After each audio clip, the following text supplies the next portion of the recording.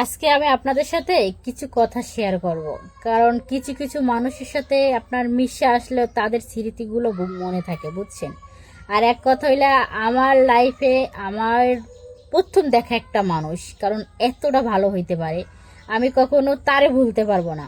অনেকটা অনেকটা ভালোবাসতাম, জাস্ট আমার মায়ের স্থান দিছিলাম তারে, বুঝছেন। কারণ আমার মনে হয় যে এই মানুষটার মতন মানুষ আমি আমার লাইফ এখন তো আমি দেখি নাই, এতটা ভালো ছিল।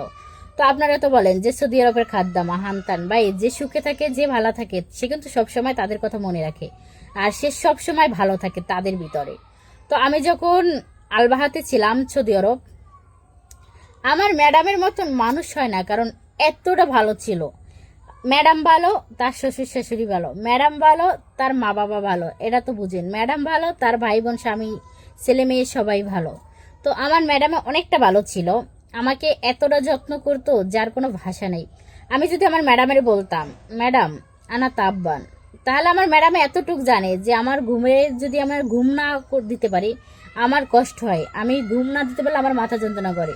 তো আমার ম্যাডামে আমারে ধরেন অনেক রাত বসে কাজ করাইতো না, আমি আমার মতো কাজ করতাম, সবকিছু আমার মতন করতাম। আমার ম্যাডামেরও মানে ভালো লাগতো আমার মতন আমি কাজ করতাম সবকিছু। তখন আমি আমার ম্যাডামের বলতাম, ম্যাডাম একদিন এস্তারায় যাবে, আমি হুট করে ম্যাডামের বলি ম্যাডাম আনা মাফি রো এস্তারা এস মুশকিল আসুমা ম্যাডাম আনা তাব্বান এস তাব্বান ইন্তি ম্যাডাম আনা নুম।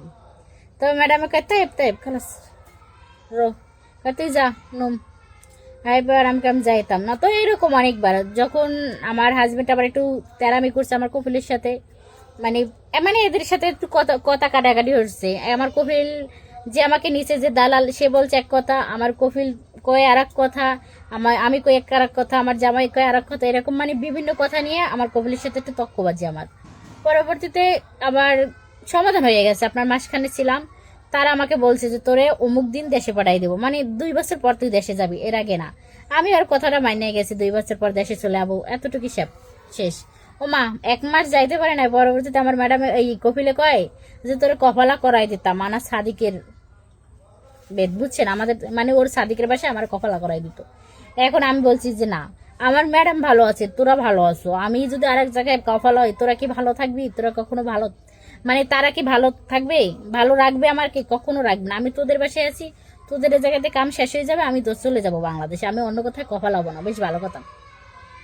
পরবর্তীতে আমাকে বলছে তাহলে তুই কপাল হবি আমার বাবার বাসায়, এনতা কফালা বাবা আবদুল্লাহ বেদ। আমি কইলা আলালা আনা ইজি এন্তাবাদ হেনা সগালা খালাস আনারো বাংলাদেশ মাইরো হেনা হিনা হিনা মাপিরো।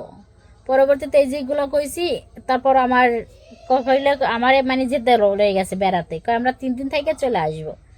এবার আমি গেছি যে দাঁত, কিন্তু আমার ম্যাডামটা আমাকে অনেকটা ভালো জানতো, বাট অনেকটা ভালো হতো। আমার ম্যাডামে আমার কয় সুমা বাবা কালাম আবদুল্লাহ বাবা কালাম এন্তা কফালা আবদুল্লাহ বেত। আমি কই লালা মামা আলী কইস, আমি কই লালা মামা আলী আলা তুল গির গির আনা মাফি সাগালায় না আনারও বাংলাদেশ। হ্যাঁ এবার এসে মুশকিলা। আমি কই এবার ম্যাডামে আমার বুদ্ধি দে সুমা এন্তা কালাম হিনা মুশকিলা আনা তাব্বান আনারও বাংলাদেশ বাদেন হসপিটাল আনা মাফি কয়েস মাফি সগালা আনা মা ইংলিশ, এরকম মানে বয় দিত কইতো, বুঝছেন। কইতে হিয়ে দিত যে তুই এগুলো কবি, এগুলো করলে তোর এমনিতে ছাইড়া দিবে। এখন এক কথা হইলে আমি ওরা ওরা মানে আমারে রাখতে চাই, কিন্তু এখন ওরা বলতে আছে যে আমরা কানাডা চলে যাব, তোরে রাখতে পারবো না, তোরে কফালা করাই দেবো, হ্যান করাই দেবো, ত্যান করাই দেবো। আমি বলছি আমি কফালা হইতাম না। কিন্তু আমার ম্যাডামটা ভালো দেখে আমাকে মানে অনেকটা সাপোর্ট করছে, বুঝছেন। আজ যখন আমি বাংলাদেশে আসছি, আপনারা তো এগুলো বলেন ওগুলো বলেন ওগুলো বলেন, সত্যি কথা প্রতি মুহূর্তে আমার ম্যাডামের ফেসটা আমার চোখের সামনে আসে, আর ওর কথাগুলো বুঝে জানি কানের ভিতরে গাইতে রয়েছে, বুঝছেন। এতটা ভালোবাসতো, আমার মনে হয় না ওর মতো মানুষ নাই। তো একবার ওর জন্য নাস্তা করতে গেছি, আপনার গিস্তা আছে, যারা সৌদি আরব থাকেন তারা তো গিস্তা চিনেন যে গিস্তা কয় কিরে, আপনার কাঠের একটা কোটটা ওইটা টান দিছি, বুঝছেন। টান দিয়ে আটটারে মাঝখান দিয়ে একবারে সেওয়াইয়া গেছে, মানে ওই টিনটে ঢুকে গেছে। আমার ম্যাডামে ঘুমচুক উঠে দেখে কি আমার হাত বাইয়ে রক্ত পড়ে। তো ম্যাডামের মেয়ে ছেলে সবাই মানে আমার হাতটা মানে ব্যান্ডেজ ট্যান্স করে দিছে, পরে বলছে যে ল হসপিটাল। আমি বলছিলাম যাইতাম না। ওই দিন সব কাজ ম্যাডামে করছে, আমারে করতে দেয় না, বুঝছেন। তো এই মানুষগুলো আরে মনে রাখতাম, তার না রাখতাম কি পাগল ছাগলগুলো আরে বলেন, ওর মতো মানুষ হয় না। আমি চাই ও সারাটা জীবন বাচ্চা থাক, বুঝছেন। অনেক ভালো লোকটা। যদি ভালো লাগে ভিডিওটা সবাই শেয়ার করে দিবেন।